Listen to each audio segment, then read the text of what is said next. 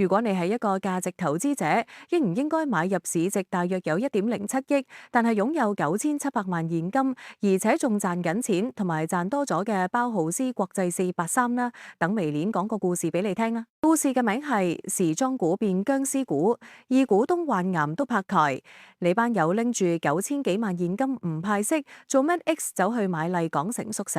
人物介紹：唐大班公司話事人揸住60%股權，中意話晒事。Web 叔第二大股東，出名公司管治守護神，而家大病上陣。小股東 A 跟車太貼，坐緊艇。公司現狀手揸9710萬現金，但係盤時裝生意得啖笑。第一幕曾經嘅派錢蜜月期，諗翻幾年前483都威過㗎，間唔中就話喂，我賣咗觀塘個工廈單位啦，派息，跟住班股東就開開心心收錢。唐大班最開心，因為每派10蚊有6蚊入返佢袋。當時個邏輯係橫掂賣衫都係吊緊鹽水，不如拆咗公司啲資產分咗佢啦。第二幕突然轉軚零派息，點知去到舊年成件事唔同晒，公司繼續賣資產，但係今次賣完成億現金揸手，居然1毫子都唔派，仲要出嚟講我哋要保留實力。喂，你盤生意每年賺得嗰1000幾百萬，你揸住成億銀喺手做乜？學人炒港股咩？第三幕引爆點麗港城宿舍事件，直到上個月單嘢終於爆煲，公司突然宣布我哋用830萬買咗麗港城一個單位做員工宿舍。呢個時候正喺抗癌嘅 Web 叔睇到份公告，真係嬲到拍台。你話咩話？撻訂都要取消單交易。Web 叔把火係咁樣㗎，唐生你而家係玩緊現金收集遊戲嗎？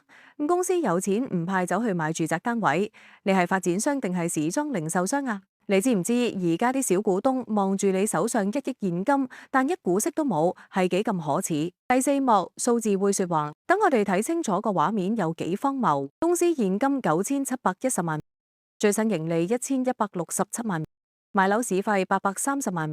最新派息0，即係話你寧願用公司錢去買個住宅單位，都唔肯分翻少少俾班等緊你派息嘅股東。第五幕唐大班嘅盤算，明眼人都睇得出唐大班點諗。以前賣資產派息，班小股東跟住我分錢，而家我轉玩法，啲錢留喺公司，等我話事點用，派息我袋60%，但係啲錢留喺公司，我就可以控制10%。結局小股東嘅覺悟，而家成件事好清晰啦。以前係共享資產模式，賣樓大家分錢，而家變成資產控制模式，啲錢留喺公司，我大股東話事點樣使。所以點解 Web 叔患癌都要出聲？